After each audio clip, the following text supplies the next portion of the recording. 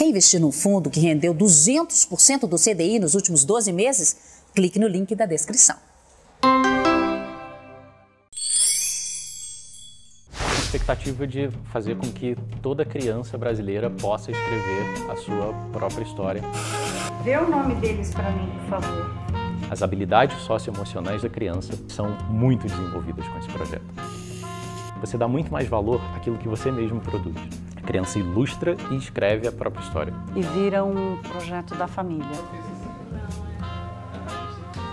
A gente apresentou nosso projeto para um professor em Harvard, contou que a gente fosse lá apresentar numa aula de inovação da educação. Tem uma história interessante na tua família, você descobriu uma dedicatória de uma imortal num livro de casa.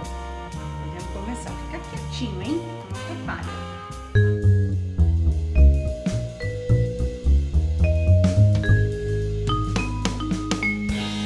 Você lê? Gosta de ler?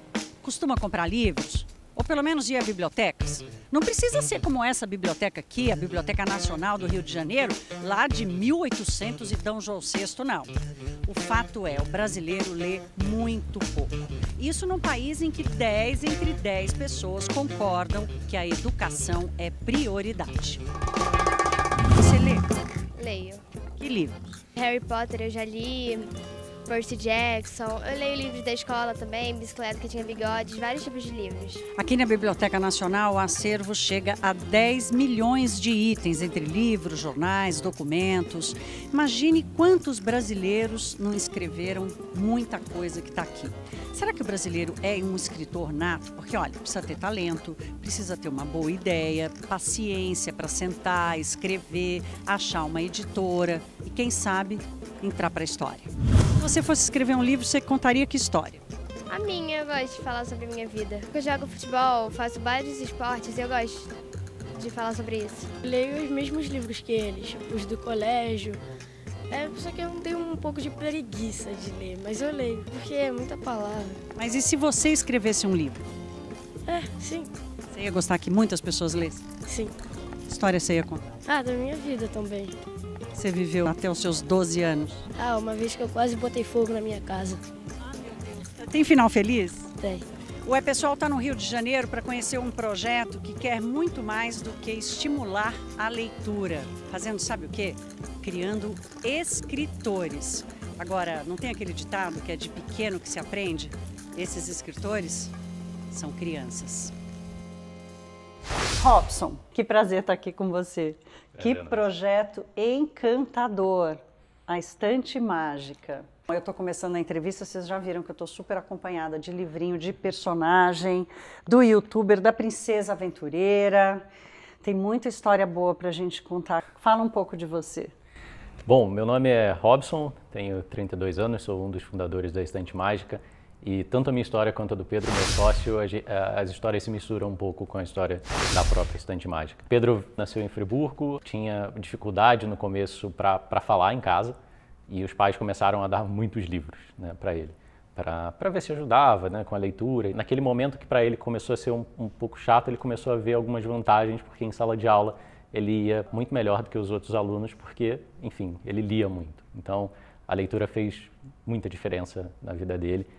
E o espírito empreendedor ajudou a levar a Estante Mágica onde a gente está. E a minha história, na verdade, é um pouco diferente. Meus avós vieram do interior do Ceará nos anos 70, vieram fugindo da miséria e da seca, enfim. Meu avô marceneiro, analfabeto, minha avó costureira, também analfabeta, vieram com 9 filhos para o Rio de Janeiro. Como a história de boa parte das pessoas que vêm do Nordeste para cá, eles foram morar na Rocinha. Meu avô comprou uma casa na Rocinha, uma casa de madeira de início, que transformou numa casa de alvenaria com o tempo. Minha mãe e o meu pai se conheceram aqui no Rio, meu pai também é do Ceará, e os dois também não tiveram a oportunidade de concluir o ensino fundamental. Fui matriculado em uma escola municipal, uma escola pública no Rio de Janeiro, uma escola que durante alguns momentos chegou a ter o pior IDEB do município. Toda regra tem a sua exceção. Naquela escola eu encontrei 2 professoras, não só ela, mas alguns, eu sempre gosto de colocar na figura mas sempre tem uma coisa mais marcante, né? Não vai desmerecer o resto do grupo, não. Dá atenção a elas. E essas 2 professoras, elas me ajudavam no contraturno a estudar mais. Elas diziam, você consegue ir para uma escola melhor, você consegue chegar em uma escola que consiga te ajudar mais, explorar mais o teu potencial do que a gente está conseguindo fazer aqui. E aí, aqui no Rio de Janeiro, a gente tem o Colégio Pedro II, que é um colégio federal, Sim. É uma ilha de excelência entre as escolas públicas. Elas me prepararam para entrar nessa escola. Na 4ª série eu fiz a prova, estudei bastante, fiz a prova e tal, não passei. E aí eu falei, bom, não vou desistir, né? Se precisar ser reprovado um ano, eu tento no ano seguinte. E aí eu fui, estudei mais ainda, fui lá e tal. Elas me ajudavam de novo no contraturno, me davam leitura complementar. E aí eu fui, fiz a prova e não passei de novo. Fiquei frustrado e tal, mas ainda tinha a janela do ensino médio para tentar. Então você teve que ficar mais 3 anos na escola. E durante esses 3 anos, de novo, muita preparação e tudo mais. E aí eu fui fazer a prova no ensino médio e não passei de novo. Nossa, Robson, que loucura! Pois é, mas não passei de primeira, porque teve a reclassificação e aí sim eu consegui. Aí você foi chamado? Fui chamado. Na repescagem? Exatamente. E ali começa uma mudança substancial na minha vida. Assim, primeiro porque é um colégio que prepara muito para a vida, né, de uma maneira geral. Só que era um colégio que tinha um nível de exigência maior do que o que eu estava acostumado. E logo no primeiro ano eu fiquei em recuperação em 5 disciplinas. E você encontrou pessoas sensíveis e dispostas no Pedro II também a te ajudarem, te receberem com a sua dificuldade? Sim, sim. Encontrei pessoas com essa receptividade. Só que a verdade é que eu me senti incapaz. Quando você vem de uma favela carioca, quando você vem de uma origem humilde, é muito comum você ouvir que existe uma limitação aonde você pode chegar. Que é só o filho de rico que consegue ir mais longe, tem estrutura e tudo mais. Você ouve muito isso e às vezes você chega a internalizar essa coisa de que você quase não é capaz. Aceita aquilo, Exatamente. né? Praticamente aceita aquela imposição social. Exatamente. E aí eu fui procurar, então, um projeto social na Rocinha que ajudava crianças com dificuldade de aprendizagem. Não era exatamente o meu caso, eu tinha um gap, mas não dificuldade de aprendizagem. E chegando lá, eu percebi que eu não conseguia ser tão ajudado quanto meus outros colegas, porque o nível de dificuldade era muito maior. Por exemplo, eu tinha que saber fazer a fórmula de Bhaskara, por exemplo, eu tinha que alguém para me ajudar com aquilo, e os voluntários, como voluntários, não estavam preparados para isso. E aí foi um pouco frustrante, mas naquele momento eu percebi o seguinte, eu tinha dificuldade com a fórmula de Bhaskara, mas eu sabia calcular a área de um triângulo. E os outros colegas não sabiam. Então eu podia ajudar eles. E quando o bichinho da educação morde, já era. Você fica ali para o resto da vida infectado com essa vontade de transmitir conhecimento, de ajudar as pessoas, de fazer a diferença na vida das pessoas. Você é bacharel em Direito? Sim, sou advogado. Carteirinha da OAB e tudo? Advogado, exatamente. Pedro e eu, a gente terminou, a gente falou, já está aqui, agora a gente vai até o final. Claro. E aí em 2009 o Pedro falou o seguinte, cara, vamos fazer alguma coisa na área da educação? Eu falei, pô, mas 2 advogados, cara, a gente conhece pouco sobre o negócio, pouco sobre a educação. Vamos lá. Você tinha um emprego e estava, como dizia meu pai, nas horas vagas, que não tinha nada de vaga, construindo o projeto. Exatamente. Trazia esses insights de educação e, olha, a educação está caminhando nesse ponto, vamos fazer assim, até conseguir esse momento de dedicação exclusiva em que a Estante cresceu. E a Estante Mágica nasceu quando? A Estante Mágica nasce em 2009, né, esse nosso empreendimento, e aí a gente tentou muita coisa entre 2009 e 2012. A gente fez oficina de leitura, a gente fazia roda de leituras com escolas, com pais, com creches e tudo mais. E aí, em 2012, a gente chegou no modelo onde a criança podia escrever a própria história. A gente leva esse projeto até as escolas avaliam dentro do seu planejamento acadêmico como e o que elas vão fazer, e aí elas inserem o projeto dentro desse planejamento. De que séries a gente está falando, de que escolas a gente está falando? Aproximadamente 3.000 escolas espalhadas pelo Brasil inteiro. Principalmente escolas entre o 1º e o 5º ano do ensino fundamental. Essa idade é super importante porque é a idade que você planta a semente da leitura, né? Do interesse pelo livro. Ainda mais hoje na disputa com o celular, essa coisa do digital. As escolas falam muito disso, né? Como eu vou atrair a atenção da criança para a leitura diante de tantas distrações? Eu tenho que competir com videogame, eu tenho que competir com celular. Como é que eu vou trazer ela para o mundo da leitura? Que inclusive precisa ser alimentada em casa. Infelizmente hoje as crianças elas são extremamente estimuladas, quase como uma hipnose, né? Os pais precisam assumir essa continuidade em casa, né? E nisso o projeto ajuda muito. A criança ilustra e escreve a própria história. E vira um projeto da família, né? E vira um projeto da família. E ela leva essa ansiedade de ver o seu livro pronto para casa. Ela fala, meu livro vai ser lançado, olha só, você vai no dia do lançamento. Depois que o livro fica pronto, tanto a escola quanto os pais gratuitamente têm acesso ao e-book, que fica na internet.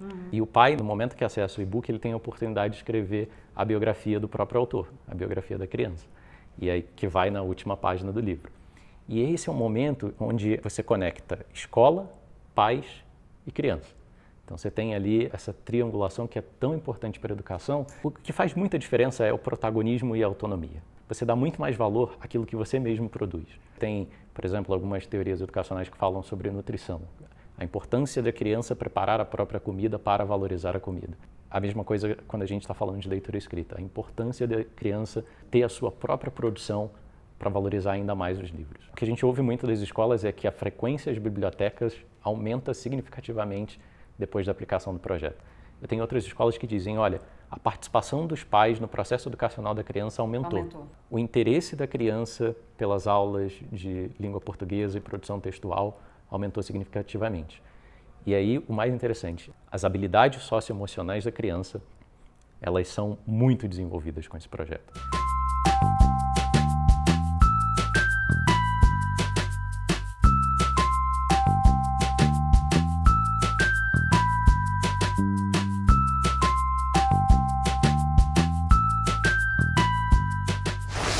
Vê diferenças regionais, apesar da gente ter hoje o Ceará despontando na questão da educação, mas a gente sabe que o Nordeste ainda tem desigualdades enormes, né? Especialmente na questão da nutrição, da pobreza, das condições mínimas, né? Para a criança frequentar a escola e aprender.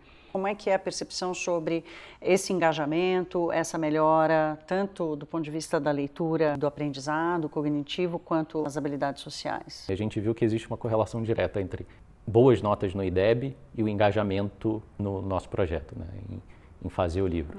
Isso está muito correlacionado a como os professores se engajam nessa atividade. A gente está falando do Nordeste, mas também a gente tem muitas escolas em periferias de grandes cidades que também passam por situações tão difíceis quanto, desde remuneração de professor, passando por qualificação de professor também, passando pela falta de estrutura. A carência de bibliotecas no Brasil é gigantesca, né? Ainda que você tenha uma lei que determine que as escolas precisem ter bibliotecas, o impacto do projeto nessas localidades é muito maior. O PISA trouxe uma revelação muito triste para nós da capacidade das crianças brasileiras de interpretação de texto. É baixíssima a capacidade da criança brasileira, do estudante, do adolescente brasileiro de interpretação de texto. E está claro que é falta de leitura. A gente também está num momento em que as pessoas estão lendo pouco, os adultos estão lendo pouco. E quando o adulto lê pouco, ele não transfere esse hábito, esse interesse, essa curiosidade. Eu vejo pelos meus filhos, tenho lido muito mais coisa de trabalho do que literatura, que é uma coisa que faz parte da minha vida. E eu percebi, nesses últimos 2, 3 anos, que os meus filhos foram largando os livros. E quando eles me viam lendo um livro, eles iam lá e pegavam um livro. Agora eles não estão me vendo mais. Opa, peraí, não cai não. Como é que você vê esse quadro? Como é que você espera ver essa semente que vocês estão plantando? Que fruto que ela vai brotar lá na frente? Você tem muita educação expressa, que é aquela onde você está transmitindo conhecimento, mas existe uma educação silenciosa que é exatamente a do exemplo, que os pais fazem muito. Se o pai não é um leitor, a criança acaba não vendo a leitura como algo a ser praticado, porque não tem esse referencial. Quando você dá o poder da criança, daquela localidade, daquela comunidade escolar, contar a sua história a partir da sua perspectiva, isso muda muito o jogo. Aqui no Estante Mágica, os desenhos, as frases, é tudo a criança que faz. Tudo a criança que faz. A escola pode definir isso como um tema livre, e aí a criança escolhe a história que ela quer contar, ou ela pode ter um tema geral. Tem uma escola que colocou, por exemplo, um tema geral que é se eu fosse o governador do mundo.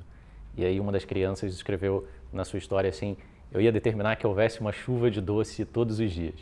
O importante é manter a autonomia da criança para essa produção, ainda que você tenha algum tema sugerido ali para o desenvolvimento dessa história. A gente ficou muito positivamente surpreso quando, em março desse ano, a gente apresentou nosso projeto para um professor em Harvard. Ele gostou muito, né, e convidou que a gente fosse lá apresentar rapidamente para os alunos dele numa aula de inovação da educação para a gente falar sobre o nosso projeto.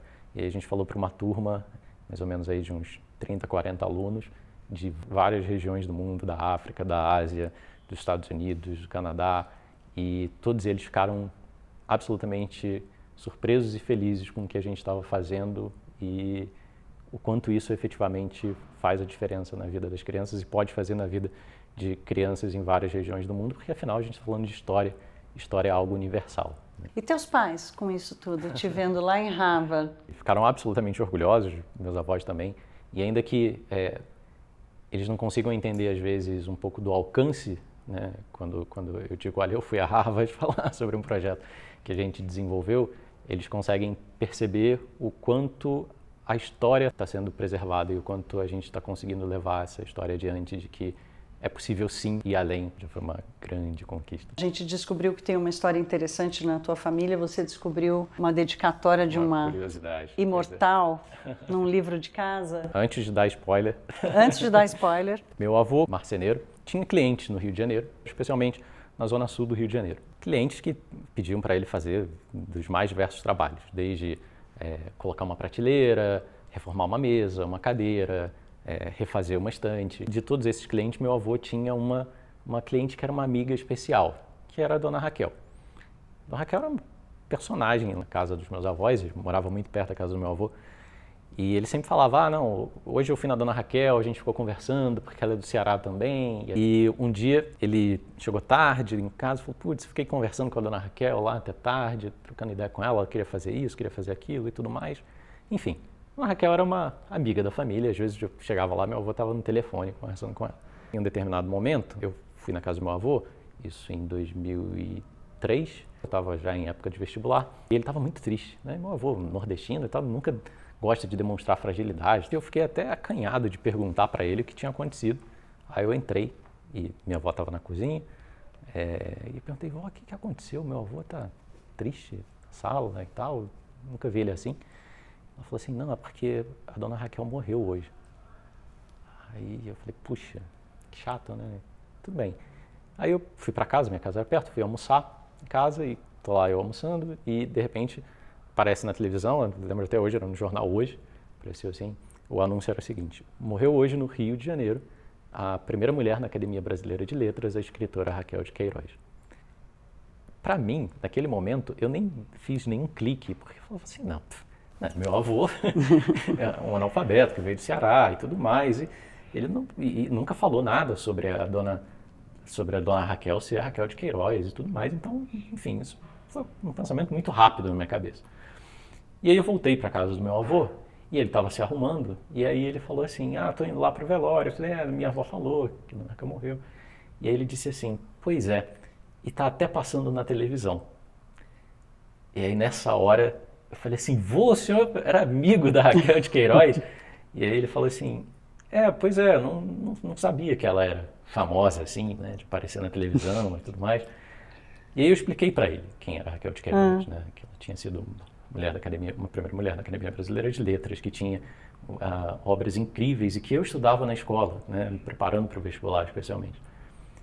E aí ele falou, puxa, eu não sabia, mas, enfim, eu preciso ir lá para o velório dela, que vai ser lá no centro. Eu falei, pois é, na Academia Brasileira de Letras.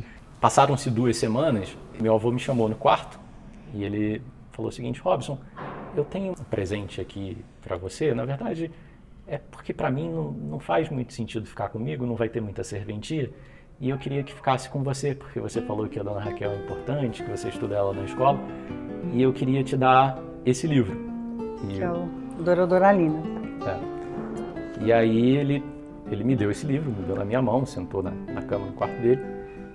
E aí eu abri o livro e tinha, no livro tinha uma dedicatória. E essa dedicatória ao senhor Pedro, lembrança da Raquel de Queiroz. Rio, 30 de junho de 2002. Eu li para ele essa dedicatória e foi a segunda vez que eu vi meu avô chorar. Nesse momento ele falou assim, eu não sabia que ela tinha escrito isso para mim, porque, enfim, o fato de ele não saber ler impediu que ele lesse uma dedicatória, o carinho de alguém para ele.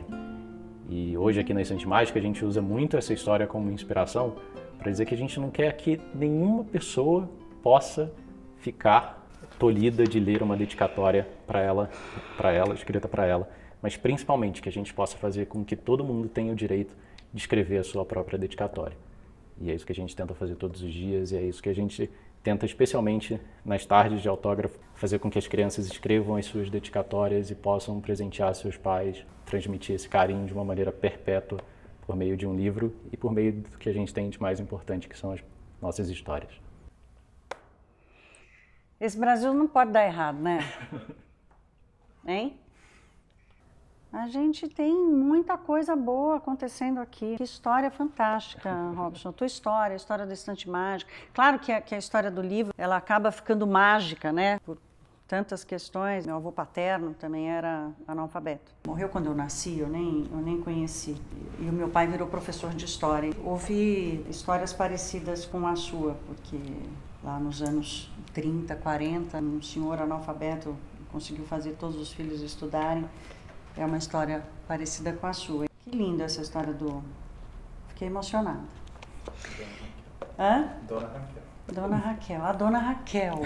Você íntimo da Dona Raquel, eu não sabia. Exatamente, íntimo da Dona Raquel, eu não sabia.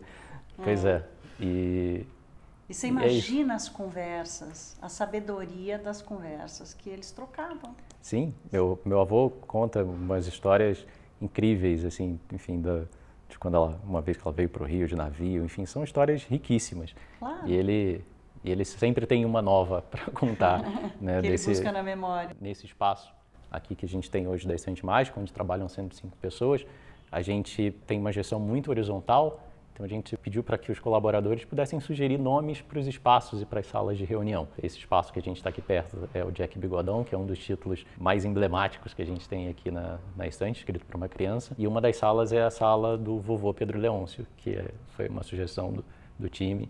E meu avô veio no dia da inauguração e foi absolutamente emocionante. Embora ele não saiba escrever, os netos resolveram se juntar e escrever um pedacinho de cada história para colocar num livro e entregar para ele. O título do livro é O Leitor do Mundo. Embora meu avô não saiba ler as letras, ele é um cara que sabe ler muito bem o mundo. E ele ficou muito emocionado. A gente, em alguns momentos, tentou alfabetizar. Ele não tinha muita paciência para ir em frente. E, recentemente, eu descobri que ele estava se esmerando para escrever o próprio nome, porque ele falou assim, eu quero voltar lá e quero autografar os meus livros. Olha que legal.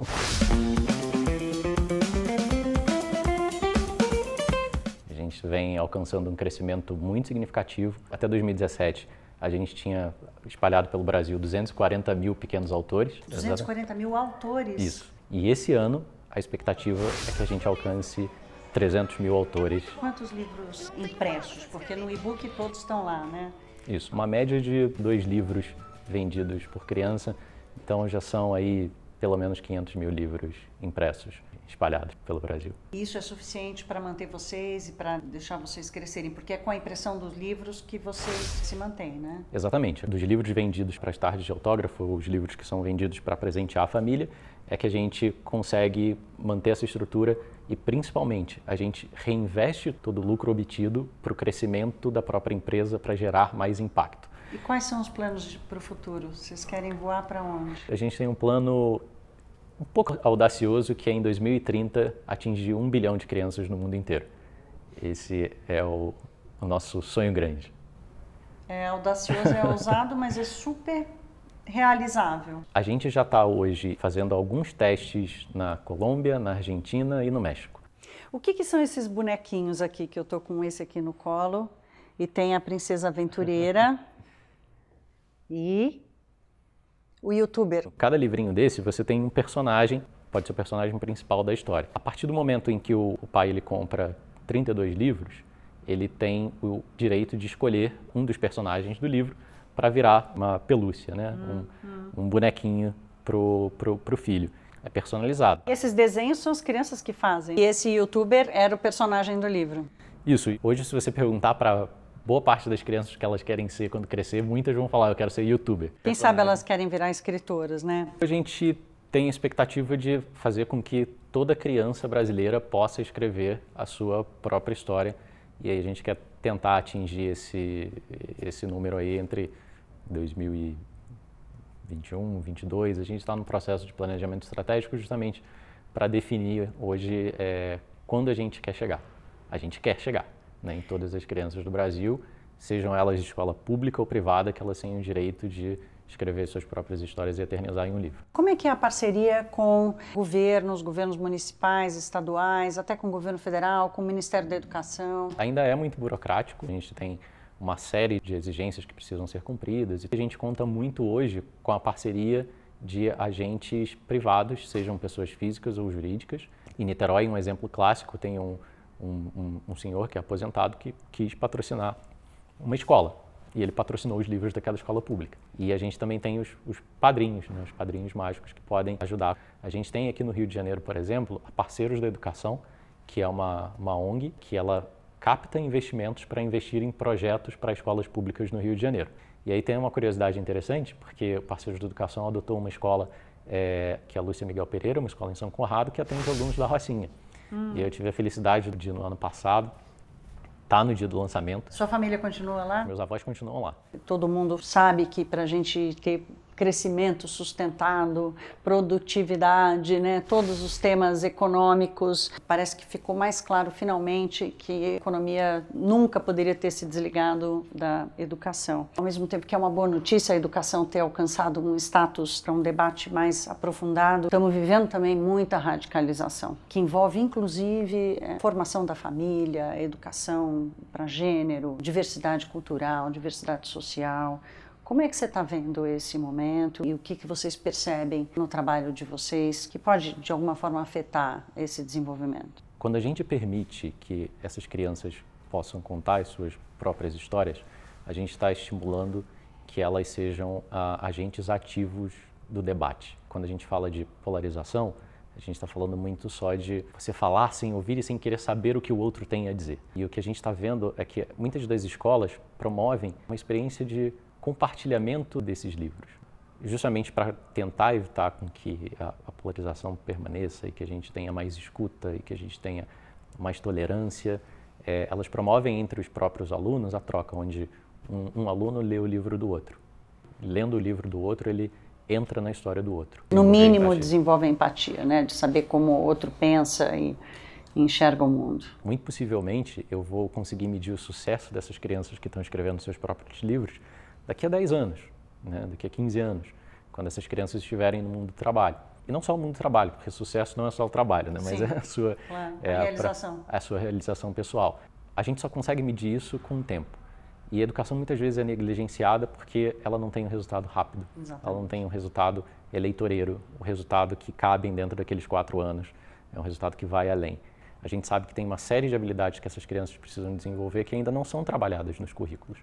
A nova Base Nacional Comum Curricular até traz para o ensino fundamental algumas inovações que são bastante importantes para que a gente possa preparar essas crianças, eu não digo nem para o futuro, mas para o presente. Para o presente. Se eu quiser que meu filho escreva um livro, eu posso entrar no site ou eu trago a escola das crianças e falo, olha, procura a Estante Mágica, como que funciona? A Estante Mágica é uma empresa de educação, então a gente trabalha sempre em conjunto com as escolas. Então hoje, se você tem interesse que o seu filho escreva um livro, você indica a Estante Mágica para a escola do seu filho, é só acessar www.estantemagica.com.br ou acessar a gente pelo Facebook, pelo YouTube ou pelo Instagram. A gente vai imediatamente entrar em contato e vai fazer a felicidade aí de muitas famílias com esses livros. Olha, Robson, aqui não é pessoal, eu despeço assim com as 2 mãos. Então eu vou despedir com as 2 mãos do youtuber e de você também. Te parabenizar, parabéns pela tua luta, pela tua determinação. Boa sorte. Obrigado, obrigado. O patinho que não nadava. Era uma vez um patinho que não sabia nadar. Até que um dia o patinho viu uma pata. Ela estava nadando no lago. Vou pular aqui umas páginas. Ele encontrou a pata e eles ficaram amigos. Agora, todos os dias, eles nadam juntos no lago. História do Pedrinho, que graça. Olha, o Robson descobriu que era um educador quando ele percebeu que podia ensinar as crianças lá da Rocinha como calcular a área de um triângulo. Hoje é juntando partes desse triângulo, como a família, a escola e as crianças, que a Estante Mágica se espalha pelo mundo. Que tal você ir buscar um livro aí na Estante Mágica da sua casa ou numa biblioteca mágica perto de você? O pessoal fica por aqui, eu te espero no próximo programa. Até lá, se inscreve no canal e lê um livrinho. Até!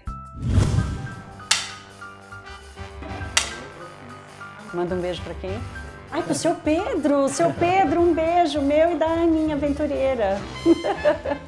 Eu acho que eu contaria uma história que meu pai falou, que ele estava consertando um caminhão, Aí quando ele consertou, eles foram testar e ele caiu pra fora do caminhão. Tá tudo bem, né? Uhum, Tem final feliz essa história. tem.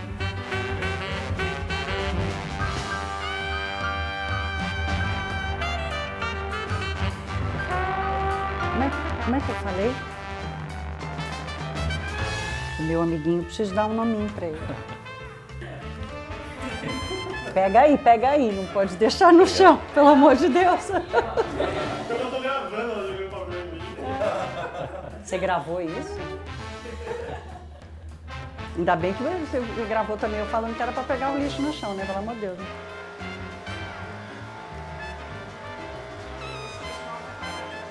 Fechou?